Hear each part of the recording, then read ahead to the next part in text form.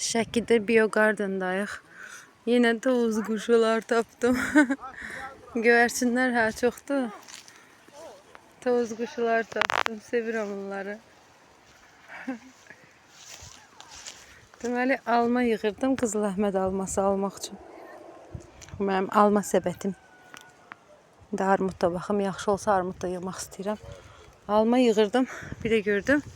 Tovuz quşular var burada. Mənim sevimli morlarım, morlar. Tovuz quşlar. Əslində mən meyvə çox yemirəm. Almanı da çox sevmirəm əslində.